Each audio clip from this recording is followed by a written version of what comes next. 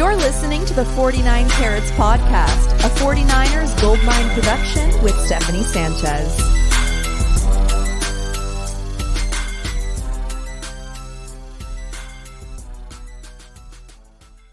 What's going on, everyone? Welcome to another edition of the 49 Carats Podcast. I'm your host, Steph. It is Wednesday, April 24th. We are now 1 day away from the NFL draft commencing out in Detroit, Michigan.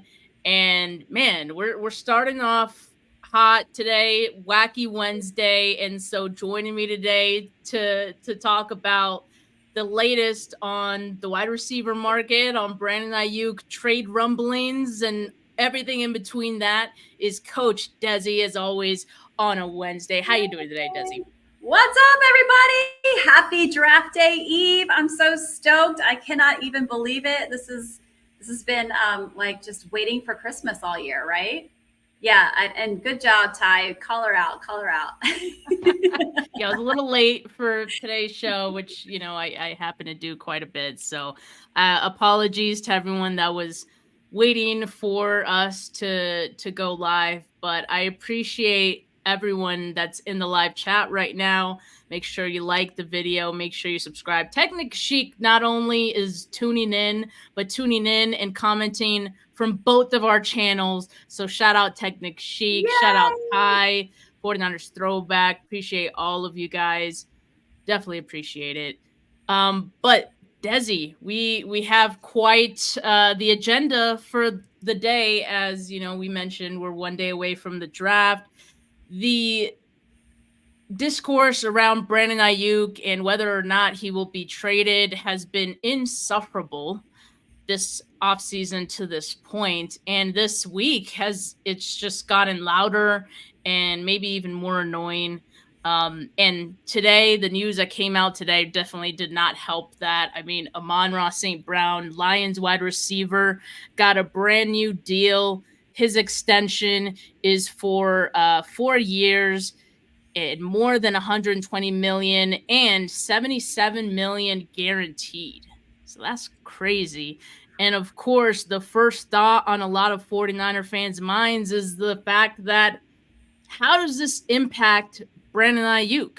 And I think we know the answer is it's going to impact his deal quite a bit. I know that, you know, when Devontae Smith got his deal a couple of weeks ago, I don't think it impacted that much. I think we were kind of like, yeah, 25 million average per year is about Brandon Aiyuk's range. But now, at least the initial numbers from Amon-Ra St. Brown's extension would have it appear that his APY, or his average per year, is at 30 million. So then, you know, that kind of sets into motion this new reset, this new high for wide receivers that would definitely, I would imagine, impact Brandon Aiyuk, especially because I think Brandon Aiyuk is a better receiver than Devontae Smith.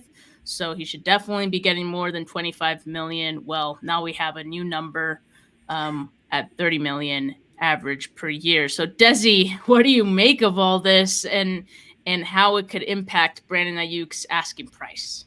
I have gone back, like I have totally volleyballed from one side all the way to the other side, where like I think initially early on I was like, BA ain't going anywhere, he's gonna get paid, nobody worry, nobody freak out, it's all good. And then yesterday, John Lynch's presser, there was a little tone in his voice. Usually John is super polished, super poised. There was a tone. And I was like, ooh, I don't like that, when the reporters were kind of asking about, you know, kind of sniffing around this topic. And that kind of just left me a little unsettled, like not as confident. I texted you before when we were talking about this, like, if we don't keep BA, I'm going to be really 5,000 times more heartbroken about Eric Armstead's move to Jacksonville, because I feel like that was money saved, stowing away for a rainy day, because they knew they've got some big contracts coming up, including this one with Brandon Aiyuk. So I will be devastated for more than one reason if BA does not stay a 49er. Yeah, so this definitely does complicate things for the 49ers. Josina Anderson did add a little bit more color to the conversation, giving a few more details on the APY. She actually said it averages 28 million a year in the first 3 years, and he'll get a 14 million plus injury guaranteed as part of it as well. So in the first 3 years, like that's not that bad. 28 million, like that, I think is definitely doable. Well, I shouldn't say what is or isn't doable. I'm not really sure. But I think 30 million would probably be in that range where they're cringing a little bit on the amount, but I think 28 not as bad. So I feel like we're looking at that range. It makes the pill a little bit easier to swallow for Brandon Aiyuk. And this is also spurred the conversation of, well, is Brandon Aiyuk better than Amon-Ra St. Brown in the first place, right? And to that, I'll just say this. I think whether or not he's better is small in the argument, just because whoever the next receiver is, that's one of the better receivers available to get an extension. I think that next guy up is going to get more than the last guy. So just because that's the way that these extensions typically tend to work. So St. Brown getting, let's say, 28 million APY, I think next guy up, let's just say it's Brandon Aiyuk. Hopefully it is for the 49ers sake. And, the ladder doesn't keep climbing. I think Brandon Aiyuk would probably look to get the same or more than that. Yeah, I definitely agree. And I think he's definitely worth it. Like, there's no question about that. So I'm just trying to look to see who this agent was that negotiated that. Joby Branian? I'm looking to see what other athletes he has. I don't know why this is a rabbit hole I feel like I need to go down, but I definitely here you go. Look at these numbers. I mean, it's definitely, and he's just so clutch. It's not even just the numbers. It's when we really need him to come through, he comes through. And I think you told me about the article by Mike Silver that came out yesterday, correct? Yeah. I don't know if you want to cover that, now. I'll maybe wait if you want to bring it up later, but this is production on an athlete on our team who isn't even number one or number two, right? He's not even usually the first or second option. Right. So this is tremendous. I think so too. I think if you compare the numbers, sure, Brandon Aiyuk. Oh, you can't hear me? Can the chat hear me? Now I can. Oh, okay. Yeah, I think if you compare them, right, like obviously what Amon-Ra has done has been in 3 seasons, whereas for Brandon Aiyuk, he's obviously had 4 seasons in the NFL. He's played more games, about almost 19 more games Brandon Aiyuk has played than St. Brown. St. Brown has gotten more targets, in 1 year less of play than Brandon Aiyuk has, and that right there is just underlines that Amon-Ra is the number 1 receiver in his offense, whereas, as you noted, Dezi, Brandon Aiyuk is oftentimes the 3rd, 4th option on this offense when it comes to certain plays. So, when you look at it, Brandon Aiyuk has more yards, he has more touchdowns. His yards per reception are way higher. So I think they're pretty comparable, right? Like, I think at this point, you're just kind of comparing apples to oranges a little bit, to what each of those guys are to their respective teams. And so I think for the 49ers, obviously, this deal for St. Brown is going to give them a better framework of what to expect for Brandon Aiyuk. So like I said, let's just hope that the number doesn't go any further than that, and there's no other extensions that happen before Brandon Aiyuk's from now until then, because you got Justin Jefferson, who's waiting for his deal, and he's expected to get a really big deal. And then also you have CeeDee Lamb also going to be well north of what St. Brown got. So 49ers, I think, they want to practice some urgency here compared to some of the other recent extensions that they've gotten done in the past couple of years. I still am looking for that interview with his mama. I still need Brandon Aiyuk's mama to talk about this because we know she's part of the faithful. And until I hear his mama say something crazy, I'm gonna be putting it out in the universe. Positive vibes. BA stays a 49er. I'm just gonna say that. If I'm wrong, don't I'll be just as upset at myself as any of y'all will be. Yeah, I mean I want BA to stay a Niner as well. I think to this point, I have been pretty confident that he would, but I don't, literally just within the last 24 hours, even my thought on it all has kind of changed. And I think the news of the St. Brown deal this morning, I think just muddied the water a little bit more. I think other teams are going to see that and be like, ho, 49ers are in deep shit. Like, and kind of knowing that and knowing, hey, that second round I was offering, or, that sounds kind of good now, doesn't it? Kind of thing. Like, I don't know, that I'm getting bad vibes. I'm seeing way more insiders hinting at things, now like the Colts and the Jags make sense, right? And Steelers have been in the mix this whole time. So obviously there are teams that are interested. I don't know. I'm starting to, I guess, get more comfortable with the idea that it is a possibility. And so to bring up the Mike Silver article, and I had to kind of bring it up as it is behind a paywall. So hopefully I don't get flagged for going around the paywall with my plugin here.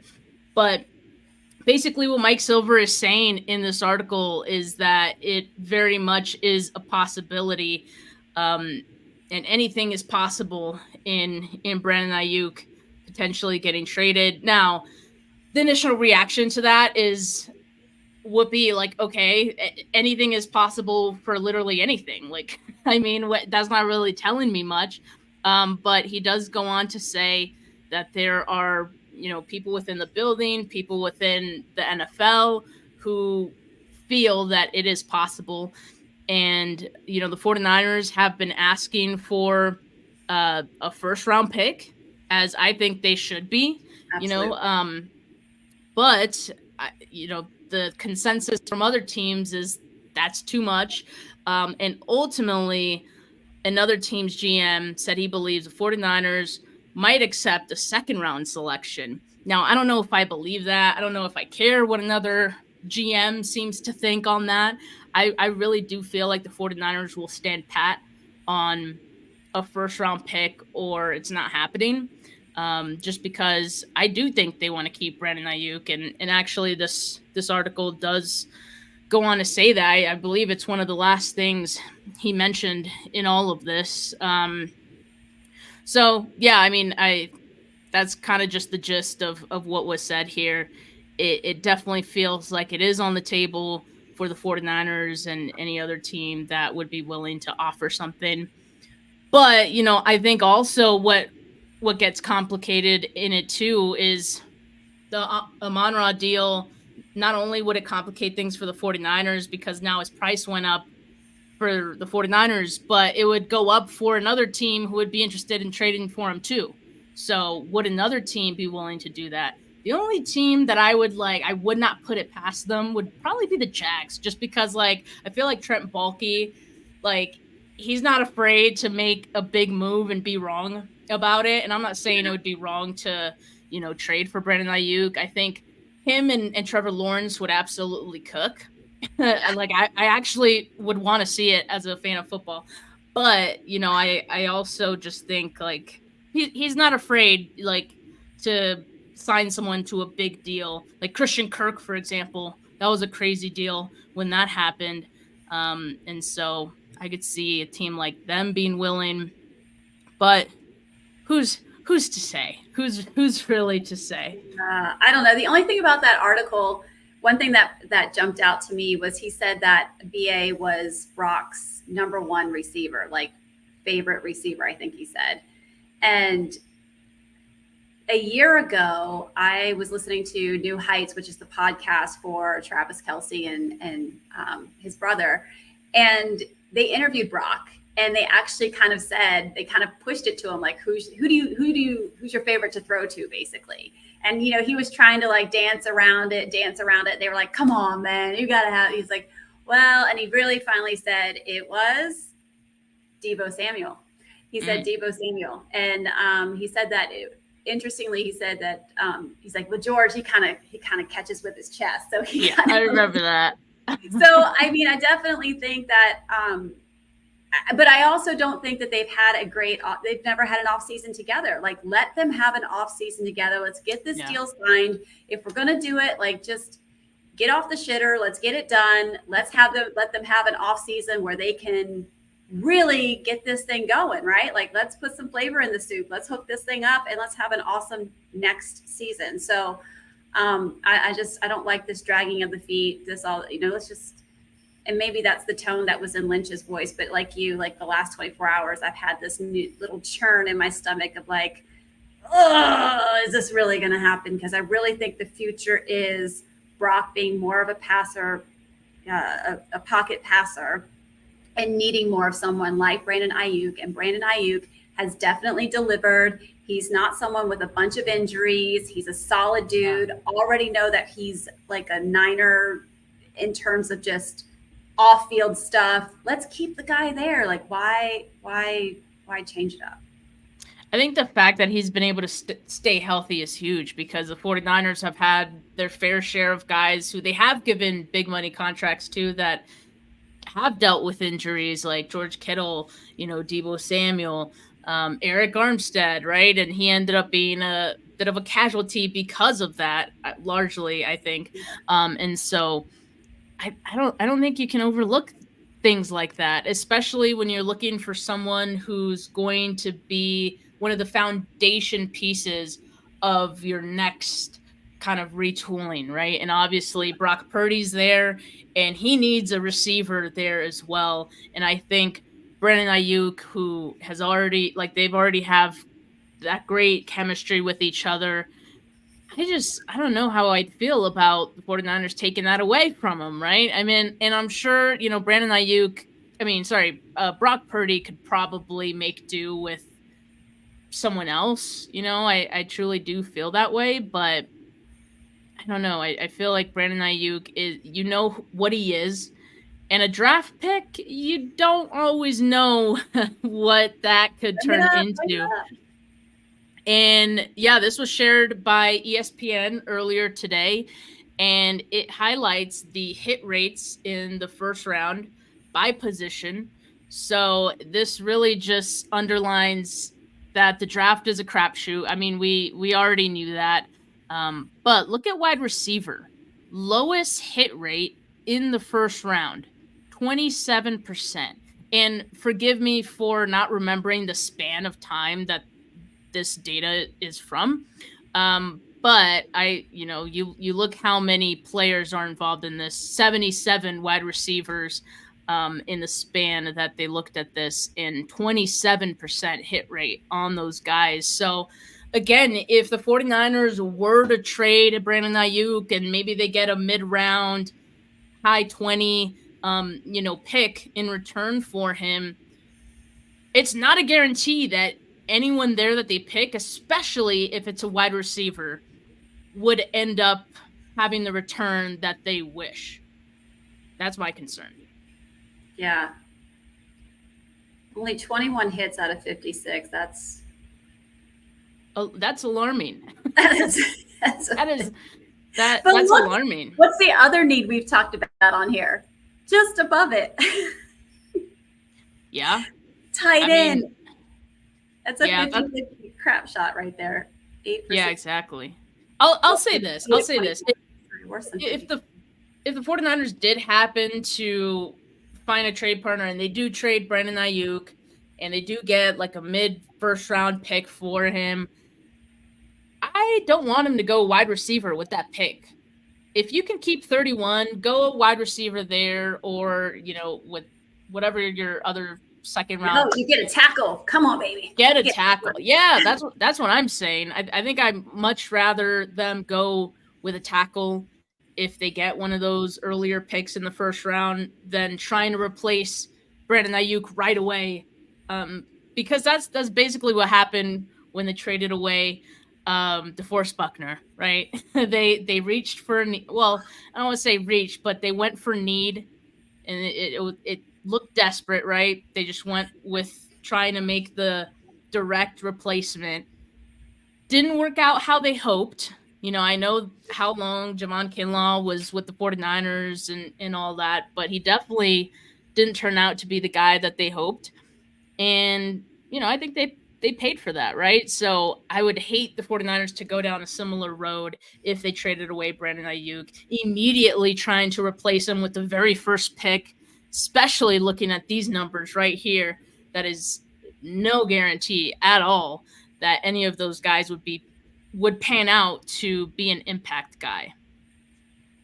Yeah, 100%. You know what's interesting, which, these numbers are great, and again, you don't remember the time frame, but what was interesting was what John Lynch said in his presser about, and I wanted you to decipher this because that's why I sent it to you. I don't know if you had a chance to look at it when he was talking about the NIL, and they had tagged a bunch of athletes at the beginning of the season, and like 35 came off because of NIL. They're not even entering the draft. So they're staying because they can now make money. Do you want to speak on that? I would love to, because there was some specifics he talked about in terms of the draft, and I didn't grasp all of it because I'm not usually this into the draft season, so I'm learning a lot from you guys. But if you want to decipher that, I think that'd be great. Yeah. So I mean, it seems like having the putting draft grades on prospects well before the draft process seems to be, a process that the 49ers do every year. And so they did it for a large number of guys that they thought 50% or more chance to declare for the draft in 2024. And yeah, a significant amount of those guys ended up going back to college, which, as Lynch pointed out, that's going to be something that we continue to see with NIL and, players being able to get money in college. I think gives them more options and not feeling pigeonholed to declaring at the very first chance that they get. So it's not going to be something that only affects the 49ers. This is going to affect every single team because it's going to affect the entire draft. And basically, the way that John Lynch put it, quote, I think the later rounds probably are going to be lacking. So that's the direct impact of that. And it's not going to be a very deep class, by what he's saying is what I gather. And so I think that increases the possibility that we see teams being more aggressive in, maybe day 2 and before day 3 hits, right? Before you're scraping the bottom of the barrel, maybe in the 6th and 7th rounds. And so, yeah, it is interesting for him to open up and say that. I think the Chiefs also mentioned the same thing. And so something we're going to see, but this is probably the first year that it's actually impacting the draft. So it'll be interesting to see how teams adjust to this. Yeah, this makes me nervous too in terms of the Brandon Aiyuk discussion, right? Because we've done very well historically in drafts later rounds. Well, if he's saying the depth isn't going to be there in the later rounds, does that push them to make more aggressive decisions this year, right? I mean, So this is another 24-hour thing that's tugging at my gut. Is this, and then there's just a little bit of tone that he had when he was talking specifically about Brandon Aiyuk. So fascinating. So this will be an interesting draft for sure. Yeah, and when you say tone, like, how did you interpret that tone? Because we're not too good to be interpreting John Lynch's quotes or his body language in these pressers. Like, I mean, what kind of tone were you getting from what he was saying? Usually he's like, he'll take like a moment and a breath, and then he'll go to answer the question. And this was kind of like, even reading body language, his head kind of went down and then came up, and it was just kind of, it was just a little bit that I think you can kind of just say, I don't know if that's a bit of aggravation of maybe his day, maybe it was the person asking the question, maybe it was like he wasn't overly prepared, in terms of mentally ready to step forward and kind of be the actor that you kind of have to be at these things. And so I think it was just a little, like maybe 10% I could notice. Like, it was like, it was just a little moment of, which to me is relevant, because he usually is very good at kind of, making the situation seem a lot better than it is. And he did answer some questions about Brandon Aiyuk, but the one he immediately shut down was, have you allowed Brandon Ayuk's agent to seek a trade? Matt Maiocco couldn't even get his question off completely. Like, he got cut off. And so I don't know what that tells me, but I mean, my man's looks stressed. All right. Like, he is definitely, a lot is weighing on him right now. And yeah, it could be a variety of things, a couple of days before the draft, and you're picking at 31, you don't know who's going to be available there, but also this stuff, I think that's definitely, big as well. I just got a notification from Adam Schefter. Well, not from him, but a tweet of his. Yeah, guys, I have Adam Schefter on my phone. We're on first name basis. Bengals wide receiver T. Higgins has requested to be traded, being that there have been no contract talks with the team now in over a year. So, wow, it's interesting. And so, also one of the questions, I don't know if someone asked Lynch if Aiyuk has requested a trade. I want to say someone did, or maybe that was one of the things, like, he didn't answer. But I mean, it wouldn't surprise me if at some point, maybe he did, but I guess, like, we're not a day away from the draft and haven't heard that. So at least maybe that's a good sign. I don't know. Yeah, exactly that. Somebody find Brandon Aiyuk's mama. I'm telling you, talk to the mama. Moms know best, for sure. Know. All right, Dezi. Well, let's just kind of assume here that Brandon Aiyuk is not traded, and 49ers stay at pick 31. Who are 3 of your favorite prospects that you would not mind at all, and maybe you would even love it if the 49ers picked them at pick 31?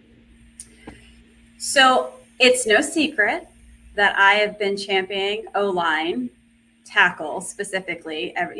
Everybody I think who watches you regularly watches us on Wednesdays. I'm all about that. So the problem is I can't seem to decide on that person. So it's kind of 50-50. Amarius Mims versus Graham Barton.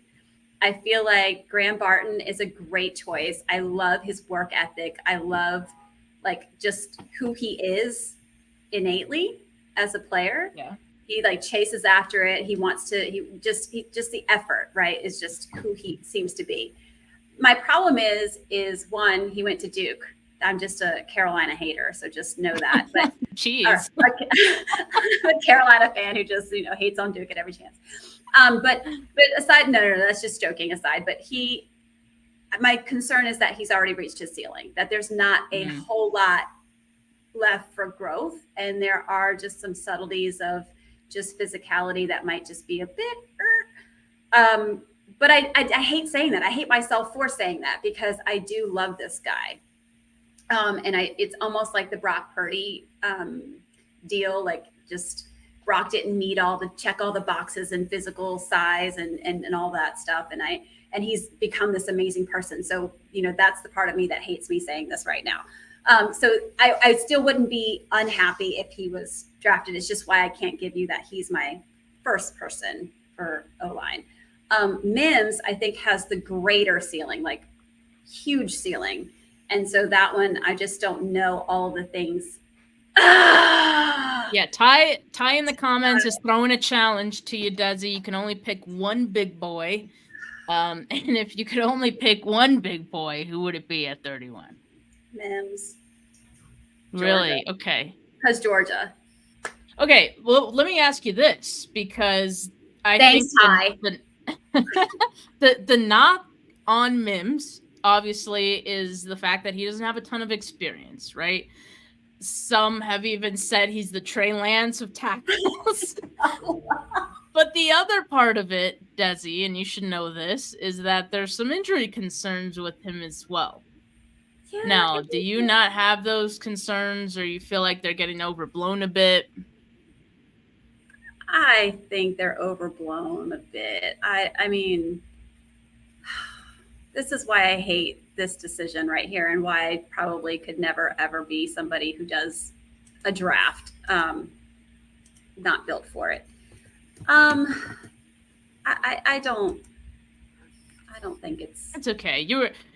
Ty was just giving you a hypothetical. Our game here is you get to pick 3 guys that you like, so it's okay. Yeah. So okay. So that's my dice thrower though. Like I think that's the one that I'll roll the dice on. The other 2, I'm super, super confident with. I'm just trying to, here we go. This is what I'm trying to do. Okay, so I had on his, because I looked up the injuries, and it was a tightrope, right? It wasn't like anything. Yeah, it was a high ankle sprain. He had tightrope surgery. This is the same thing that quarterback for Miami. Who's the one that had a concussion? Like Dolphins, Miami? Yes. Tua. So Tua had this at Alabama. So he had this in college as well. Pretty sure that was not his issues when he got to the NFL, right? He had way other different issues. So yeah, totally not worried about the ankle at all. So I'm going to say Mims. Thanks, Ty. Maybe hold it down. So if I'm totally wrong on that, totally fine with it. I'm okay with that. My second person is Kool-Aid McKinstry, because we need the T-shirts. We need the Kool-Aid T-shirts. That's sound reasoning right there. I'm sold. But also because I feel like if we don't, because of what happened last season and our D-line not meeting the standard in my mind, I would like to have a much stronger secondary, and especially in that nickel position. So I'm on the Kool-Aid train for sure if that's a pick. Totally okay with that. And then I think D-line is the other thing. So Darius Robinson, those are my top 3 that I would love for us to get in that 31st pick if it stays that way. All right. Okay. For me, I'll just preface this by saying that I think I've grown pretty comfortable with a number of different guys at 31, just because like there's so many possibilities for what could be there. And so I think at like 3 different positions, tackle, wide receiver, and defensive line, I think that I have at least 3 guys in each of those positions that I would be comfortable with the 49ers taking at 31. That being said, did I say wide receiver? I think actually, like, okay, but also corner. So that's another one too. Like, okay, so I will say that, yes, I'd be comfortable with the 49ers taking a tackle in the first round, but I don't think that one that I like or one that I would be comfortable with them taking will be there at 31. So, Mims, maybe if he falls, I don't know, but I personally, I don't know if I would love that. But my guys would be Cooper DeJean. And the reason, obviously, like we know beyond 2024, corner is a huge need for them.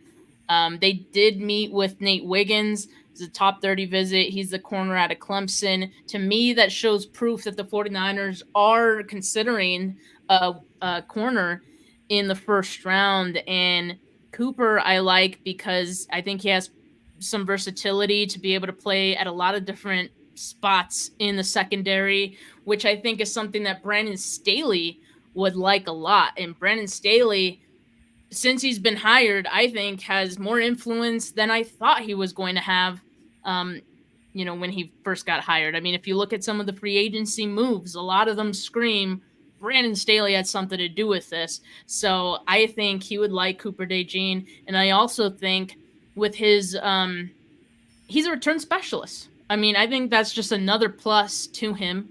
I think especially with the return rules changing, he'd be he'd take advantage of that, I think. And so I think DeJean, if somehow he made it to 31, I would be happy with that. Kool-Aid as well. You know how I feel about Kool-Aid, but for the sake of this exercise, I'm going to put DeJean over Kool-Aid. But again, Kool-Aid would be one that I would be comfortable with. No t-shirt. As would be Nate Wiggins. So I'm kind of cheating a little bit, but for the sake of having one guy, it would be DeJean. No t-shirts, but I'm sure we can get creative, right? We got to think, people. Cooper, DeJean, Levi's. Look, I'm already doing it. Like we could do something. We could do something.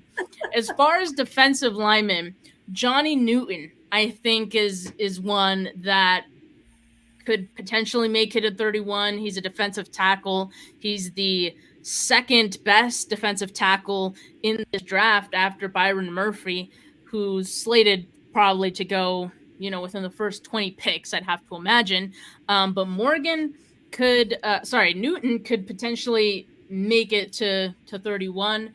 I think I don't know. I think like in some mocks, I see him going. I don't know. Do we Nobody knows. Listen, nobody knows. Go with it, Steph. Go with it. I'm here for it. Nobody knows. I mean, if he for some reason made it to 31, he would definitely be a guy that I would take. You can line him up at anywhere on the interior, 1 tech, 3 tech. I think they'll like that. And they just lost Eric Armstead, right? So obviously you're not going to replace Eric Armstead with just one guy, I don't think. But Newton, who a lot of people say is very Javon Hargrave-like, could be huge for this team.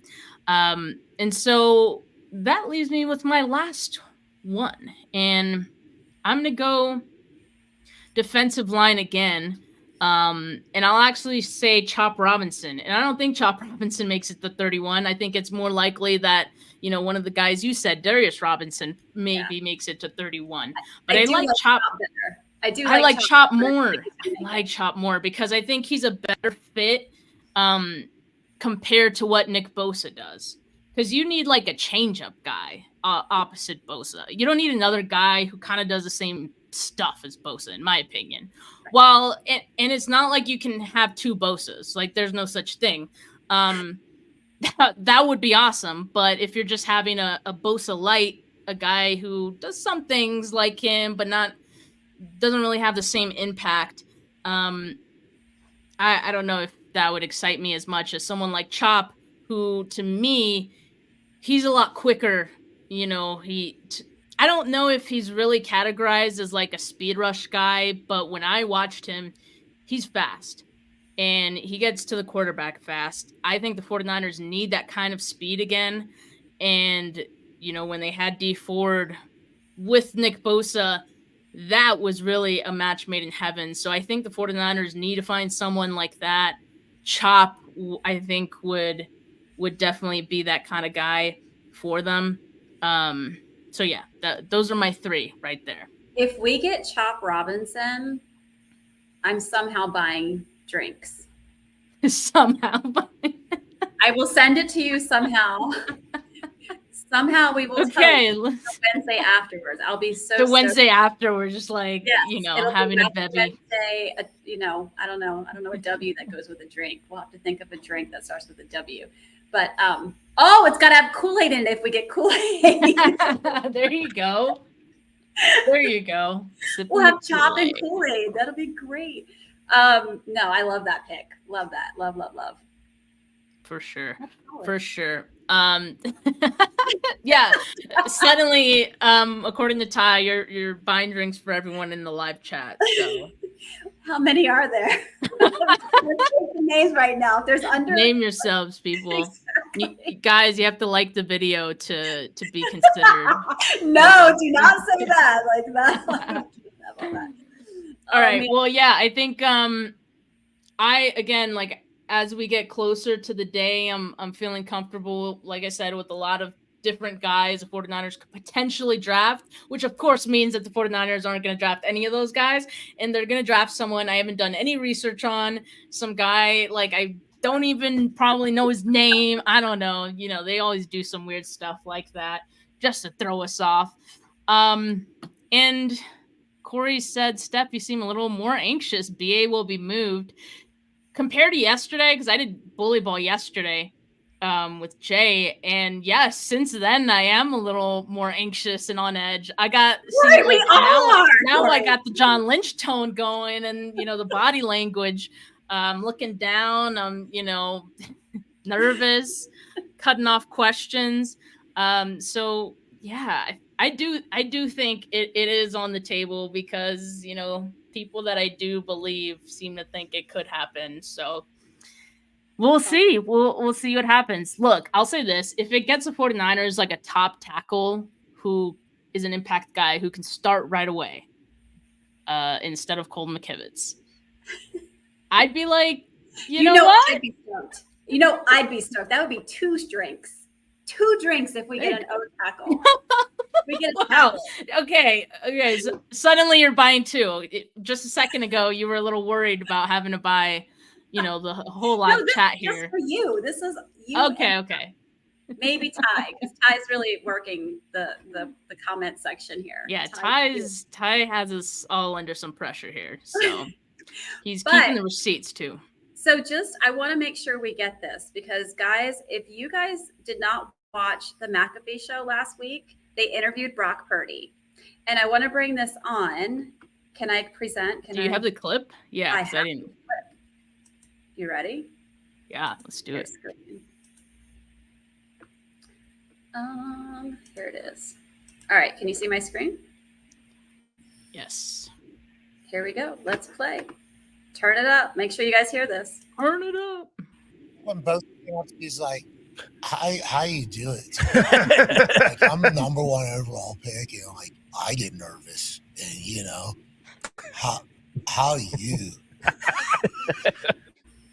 Is that not the worst impersonation of Bosa ever? I was like, I have to show Steph because she needs these flowers. She needs to know she is the absolute GOAT.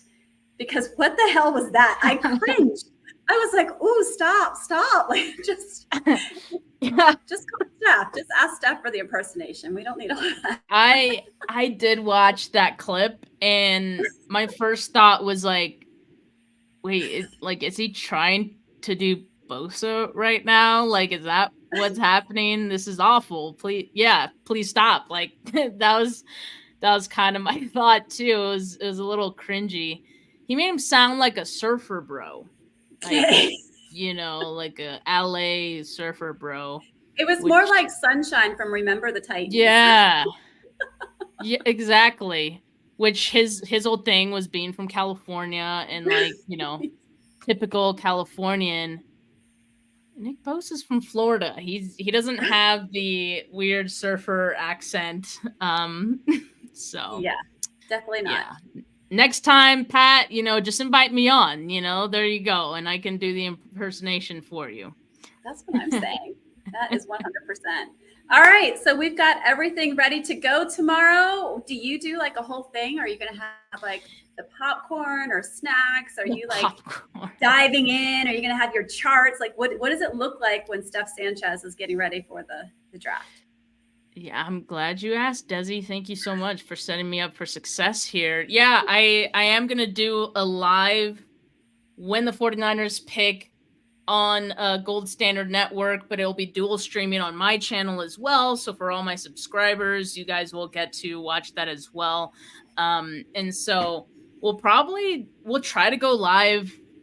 I was telling Rob, like, we should probably go live around pick 28. Of course, if the 49ers trade up, or if there's a Brandon Aiyuk trade, we'd have to go live immediately. So I'm going to be on my toes, I'm going to be ready for whatever as I watch. And yeah, I'll also do an instant reaction after the first round is over. I know that will be late for some of the east side folks, East Coast folks is what I meant to say. But I'll be going live with John Vogel, who is an NFL draft analyst. So he knows all the prospects and could probably tell you a little bit more than me about some of the prospects and whoever the 49ers pick. So that'll be the instant reaction show after the first round. And then still looking to find a guest for day 2 instant reaction. But after day 2 ends, I'll be doing a reaction show to that as well. And TBD on day 3. Not sure what I'm doing for that one. But yeah, keep it locked. Make sure you have notifications on so you know when I go live. And as always, make sure you subscribe to the channel. Dezi, how are you going to be watching? Are you going to have the popcorn ready? Are you going to have a little bevy ready? Are you going to be drinking some Kool-Aid? What's your plan? That's not a bad idea. I think I'm going to run to the store, get me some Kool-Aid. And I will definitely be sitting on the couch. I will have my Godiva chocolate on one side. I'm going to have some wine. Ooh, I usually don't do this. I usually don't. No, someone bought it for me. I was having a rough week last week, and someone bought me like my favorite one. So I'm usually don't roll like this, and I also usually don't have wine. But because also I had a bad week last week, I'll have my wine. So these are just products I have at home. I will have popcorn. It'll be all the things. Like, these cheeks can hold a lot. So we're going to throw down. We're going to watch TV. And I may even have my party hat on. So I'm going to be ready to go. I'll be tuning in to your channel stuff. I'll be ready to see what happens. All right. And Ty says if the 49ers draft one of the big boys, you got to join me for day 2. So yes, let's do this. Choose my lucky number. So I'm down for that. We'll see if that happens. But, Dezi, thank you for joining me today on a Wacky Wednesday live chat. Everyone watching, anyone tuning in, thank you guys for tuning in. Make sure you like this video. Make sure you subscribe to the channel if you haven't yet. Audio listeners, make sure you leave a rating or a review. Really appreciate it. One day away from the draft, people. What will happen next? I will let you know. But for now, have a good rest of your Wednesday, folks. Peace.